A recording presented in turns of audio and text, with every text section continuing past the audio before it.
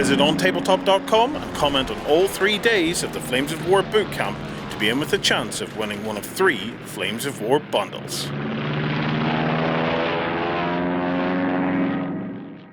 Hi everybody, myself and John are joined by Chris Townley from Battlefront to have a bit of a chat about something new they're doing. So, Chris, do you want to give us a brief overview of what the concept is here? So a few months ago when we started talking about late war, one of the things that we first started thinking about was how we would tell the whole late war story. And we came up with the concept of the late war journey. That means that we get to start now with the release of Fortress Europe and our D-Day books. So we spend a year talking people through the history of D-Day and the models and giving people a chance to build new armies and grow them. Then next year we'll start to talk about Operation Bagration and the Eastern Front. Then we get to move on to the Bulge and eventually on to Berlin. This whole journey will take place over about 4 years. Because this is a great chance for players to start new armies and build and grow them, we sat down as a group and thought it'd be a great idea if we went on that same journey with our customers. And from that, the whole concept of the Big Four happened. 4 people, 4 new army deals coming out with Fortress Europe, 4 new major nation books coming out. And it just seemed like a lot of fun, really. It's a hell of a commitment, I've got to say, committing to 4 years of army building. So well played on that front. Yeah, I've not managed to commit to any army for more than about 18 months, so I'm not quite sure how it's going to work out, actually. Yeah. Now, the first big question has to be, so Yep. Who are the 4 people in the office who have volunteered as tribute? Yep, volunteered or voluntold, as they say. So we've got our ringleader, Victor. He was actually the guy behind the whole thing. He sort of encouraged and pushed the rest of us into it. He's a graphic designer by trade, and I think he just really wanted to build an American army, and he wanted some company as he went through the process. We've got Wayne. Wayne's one of our writers. He's been mainly working on Team Yankee for the last couple of years, so he's quite excited to come back to late war and actually build a German army and sort of follow that through. Mm-hmm. Casey, another one of our graphic designers, he's well known around the office for building Soviet armies. He and I were debating as to which one of us would build Soviets. Actually, all 4 of us have Soviet armies already, but he decided that he was quite keen to build, what's probably a 6th Soviet army. And then there's me, and I'll be doing the British force. I've started a couple of British forces over the years, and I've never painted one that I was really happy with. So I thought this is a good chance to force myself to kind of see it right through to the end. Mm-hmm. Yeah. I'm in the same boat with you there, Chris. So I want British armies all the time, and I'm never content with it. When I've finished one, and I'm like, oh. Well, John, one question then. Why are you wearing an 82nd Airborne jacket then? I'm wearing an 82nd Airborne jacket, Justin. That if you opened a local history book, Justin, you would find that the 82nd Airborne were in this town. Yes, I know. There you go. Really? Yeah, they were. They trained up along the north coast of Ireland before they shipped over to England before the drop in D-Day. So. Did we have anyone else over here? We had 82nd. We had elements of 1st Armoured before they went to Italy and Tunisia. I think they went to as well. Yeah, that was fun. Yeah, that went well. We had in a town about 8 miles away, or 14 miles away, we had one of the larger field hospital units, which my girlfriend represents with her uniform. Yes. So we had tons of that all around. The Northern Ireland is just packed with this sort of stuff. In fact, the US Army HQ for the 82nd Airborne was in the town. Really? Yeah. That's very cool. There's a picture of one of the buildings with the Jeep parked outside and 2 sentries at the door. Nice. So yeah, tons of local history. Yeah, well, I mean, like it's one of those things. Everywhere in the world that you are, there is something in your local area. You know, whether it's a regiment was brought from there or someone was stationed there during the war. Yep. I just said during the war, like Uncle Alfred. So, Chris, because British armies are one of my things at the minute, and in terms of wargaming, what I'm going to scrutinize you now. Tell me what's going in your army, and if it's incorrect, I will tell you. Well, I'm being a little bit lazy, shall we say? I'm starting out with one of our new army deals because it's easy. And actually, since I had to do an unboxing video for work, there's just so much stuff in it. but I'm building it around Shermans. So I've got my initial army will have 4 platoons of Shermans mixed with Fireflies. Uh-huh. Then I'll throw in some Stuarts, because for Flames of War you always want something that can spearhead up and help you scout out the enemy. Some 25 pounders, because you can't have an army without some artillery. And at the moment I've got a few points left over, so I'm playing up between sort of a rifle platoon or a motor platoon and just some more carriers. And then I've also got some M10s, because they kill tigers. I like the fact that you're calling them the M10. Isn't it the one that's got the name people always get wrong? The M10. The Achilles. Yeah. The M10 Yep. to the Americans was M10 Wolverine or gun something? motor carriage Wolverine. Yeah. And to the British it was M10 gun motor carriage Achilles, Aye. or M10 17-pounder gun motor carriage. Yeah. So it's Yeah. really, Yeah. A lot of letters. Yeah. It's weird the way that it's American kit, but the British just had to name it their own way. oh, you have For to a lot of stuff. You have to have your own naming convention, otherwise it doesn't feel like it's yours, does it? Yeah, I guess so. Well, best of all, once you put the 17-pounder gun in it, it's fantastic. Yeah, absolutely. Yeah. All right, so how often are you guys looking to expand each of the 4 forces? Yeah, so in this first, it seems like a long time. When I say over the course of the next 12 months, it seems like this really long time, but it's not. It's going to fly by, I suspect. So right now, Victor is actually, he's going to be the first person off the rank to have to finish an army. So the D-Day American book comes out in about 4 weeks. So he's actually going to have 100 points built and painted and ready to go. A couple of months after that, the German book comes out. So while Victor's doing his stuff, the rest of us will still be busy. You probably just won't see as much of what we're up to. So after Victor's finished, you'll see Wayne taking over. Then you'll see a lot more from me happening towards the end of the year, and then obviously Casey as well. But I think what you're really going to see is in this first, I don't know, 3 or 4 months, you're probably going to see a lot of our core forces being put together. I know for myself, my intention is to knock out my 100 points as quick as I can, and that leaves me 3-6 months, whatever it is, to paint all the other units. Because you don't want to just have a 100-point army. You want to have a 100-point army and then some chop in, chop out, options just to keep it interesting. Yeah, you want to have the ability to be tactically flexible to trade out your units. Yep. Yeah, and I've been thinking about it a lot, and one of my bugbears is I prefer painting tanks to infantry. I think I'm just maybe better at it or faster.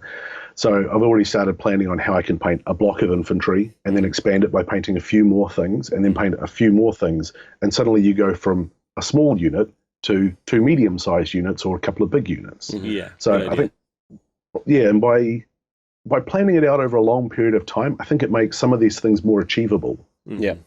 Well, I mean, I do like the idea you're going for, where it's going to focus in on one of you guys, which gives the others time to actually build up a nice backlog of content that you can then roll out for folks. Yep. Yeah. Well, one of the things we're trying to do is on our website that we've created specifically for this project, so big4.flamesofwar.com, that's where you'll see a lot of our finished stuff, along with some how-tos and just information we've kind of picked up along the way. What we're trying to do on Instagram, though, is really pump out literally photos from our garages. So, tomorrow at work, I'll start assembling my Stuarts. Hopefully, if the kids and the wife and all that allow, I'll get a bit of time on Sunday to do a bit of work on them, maybe start airbrushing them and doing my first test models. So we'll be able to snap photos in our garage, in our spare room or whatever of us working on this stuff, put it on Instagram, and people will be able to see almost live what we're up to. I see. Well, I tell you what, we'll have to get the links for the main website and the Instagram and all, so that people can actually jump in and start following along, because this does sound really interesting. Yep. What I really want to see is the background chat. I want to see I want to see the 4 of them going, have you finished your tanks yet? Because I have, There will be a bit of that, and actually there's a bit of office smack talk already going around. Nice. And there's also, it's actually really nice. I don't enjoy hobbying by myself. I much prefer a group of friends. You sit around a table, and it doesn't matter if you're all doing the same things or whatever. It's just sitting around with a group of friends sharing a hobby, and we've had a few sort of planning sessions to make sure we organise some days like that. We go into work, take over the lunchroom, since no one, and actually just be able to sit around and spur each other on, I guess, and a bit of gentle encouragement. Yeah, I like it. Well, I do have one question. So how hard out are you guys going? Are you going for like pure heavy duty tournament, or are you going to keep it really nice and themed and historical? Or is this actually, I think it's different for different folks. Okay. Yeah. I don't play as much as I used to, and so now when I play, it's almost always at a tournament. So I want to make sure that my list is going to be at least good enough to get me some wins. Yeah. I of course also know what's in the other three guys' armies, so that's why I've got 17-pounder M10s. I want to make sure. But Wayne's coming at it from quite a different perspective. He's coming with quite a historical theme of building his army and putting it together and kind of researching what went into it. Whereas Victor and Casey are definitely coming from that sort of hobby, new modeling, new painting techniques. So it's really interesting what's driving each of us. Yeah. Well, it's going to make some really nice diverse content because you'll get the different aspects. Yeah. Right. Important question. Yep. It's a 4-year project. That means we have some of the big names to consider. John, is there any historical moments that you can think of that these guys are absolutely going to have to visit? Oh, well, over the course of 4 years, I mean, if you're sticking with the same armies, you have tons of scope. I mean, Chris, you can take this army from Normandy to Arnhem if you really want to, and beyond Absolutely. that, you can be crossing the Rhine with that army. And Yep. With the Soviets, you've missed a bit with late war. You've missed Kursk, but you've got Operation Bagration. You've got all those big pushes where the Soviet sledgehammer just keeps swinging. It just doesn't stop. I feel sorry for the poor German player because Well, I don't know. Wayne gets to get more and more big tanks as the war progresses. Well, all the tasty toys. He gets the big toys, but he doesn't get a lot of them. That's the main thing with that. But that's I know we're talking about a historical force, but whenever it comes to the tabletop, it's sometimes fun to have that massive monster sitting on the table that everybody's going, oh my god, it's big and scary, it needs to die, like right now. Like I posited to Jerry before we started filming, I wonder what an army of Sturm Tigers would do. 6 or 7 of them. Let's just see what happens. Well, they would clearly Sturm Tigers. they would Sturm. There would be a lot of Sturm going on. It's just like a Nebelwerfer. It nerfs Vebels. Yeah, but it's going to be interesting to see how many battles, and particularly Chris, with you guys, what sort of battles you want to play. Like what are the standout moments for you guys? Yeah, well, I think it also offers, and not just sort of the historical scope, but that chance to have a bit of progression and interest as we go along. I think you touched on well with Market Garden. That sees some changes to my army just in terms of organisation. We get a couple of years down the track and suddenly I get to build some comets. So I get to take my rifle platoons that I've already done, my M10s, my artillery, all of these other things, and suddenly all I need to do is paint a platoon or a company of comets, and whilst it's still a British army, the fundamental kind of building blocks of it have changed. So, yeah, I think it'll be quite fun to actually look through and see what we can kind of recreate over the next 4 years. Now, I do have a little bit of a request for this, because it's something I would personally want as a gamer, is that as you guys are moving along, each time you guys are doing a battle, I would like a full army list out there with the product boxes that you've used, just so that if I want to build your exact army, I can just go out and very quickly grab it. That's a great idea. You should have little fan clubs made up as well. Chris's Crusaders. Yeah. These guys get Chris's army list sent to them. You get a lot of fun with that. Actually win though. Yeah, well, I mean, like you could do like briefing rooms and things where you can actually jump in maybe once in a while and maybe even do a live stream with them to actually talk back and forth about what you're thinking of doing. It's like, so guys, tell me what went wrong and don't say everything. Don't tell me to roll dice better. I've done a few Facebook Live battle reports at work, and there's nothing quite as terrible as sitting there looking through the comments and going, why did you do this, Chris? Yeah, that's a great question. I should have done what you're suggesting. Trust me, the number of Let's Plays I do in this office, I get that all the time. And then as soon as the camera goes on, the laws of mathematical probability are gone. Yeah, they're absolutely gone. But no, this sounds really cool, and I'm really excited to see what you guys do with it. I'm excited to see the progression. I'm excited to see which historical points you guys actually pick up on. And yeah, it just sounds like you guys are going to have a lot of fun. Yeah. Yeah, I think so. I think there's something about doing this sort of project as a group, and when we're all friends, it sort of will help to keep everyone focused and moving along. And it's been fun just being in the office already, working together and talking about how we're going to paint stuff. And I've been doing a bit of research and playing around with some ideas with paint and asking the other guys who are actually much better painters than me, how I should do it. So it's actually been quite a cool learning experience as well. Yeah, very cool. All right, the last thing I really want to cover is what is actually coming in the other guys' forces. Because we kind of know what's coming in yours, but what about them? Yep.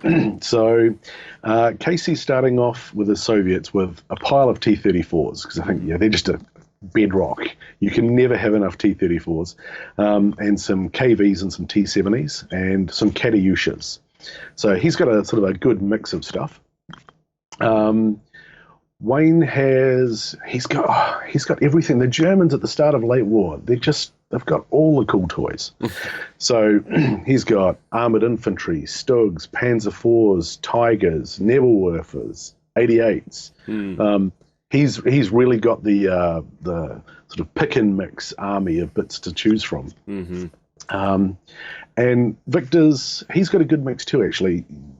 Bit like the Soviets with T-34s, you can never have enough Shermans as an American player. So he's got 75 mil and 76 mil Shermans, M10s as well. Although I've been having fun laughing at him because my M10s are actually better than his. And he's also got some priests, so some armored artillery, as well as some armored rifle infantry. So. Nice. Yeah, we've all got quite a nice mix of things, I think. And I think the armies we've come up with, at least for our first 100 points, should actually play off each other quite well. Nice. Very good. Right. Is there any other points that we've missed here, Chris? Just in case there's something you really want to get out there to folks. Aside from all the cool toys. No, look, I think the key thing is we are legitimately very excited. It's kind of hard to communicate just the interest and the passion and the discussions we've been having around the office. I think it's a combination. It's returning to late war for Flames of War players. I think all four of us, that's probably our favorite period. Then the whole concept of doing this thing as a group, we've all found a different hook to make us excited. Yeah. And then, talking with each other, I think it's just ramped up that excitement level. So I hope that everyone wants to sort of follow along and sort of keep track of it and see what we're doing and, throw us the odd message through Instagram or wherever and just, help to prod us to give us the energy to keep moving as well. Yeah. Especially right now because it's winter. And so any painting I'm doing is at about 10 or 11 o'clock at night in a garage that has no insulation, so any prodding I can get's good. I think you should have taken the Russian army. I really do too. Then you would have been really in the theme of it then. I don't know. I mean, you could go on to Soldier of Fortune, get a British greatcoat. Oh yeah, you could do, yeah. Have you got your tea making facilities? Yeah, you got a kettle in there. Your boiling vessel. No, that's a good idea though. I have to put the TV out there so I can at least watch some TV. Yeah, absolutely. All right, well, Chris, thank you very much for taking the time to talk to us all the way from New Zealand. Thank you to John for sitting down with us as well, because it's always fun to see him just go off rambling once in a little while. Oh, yeah.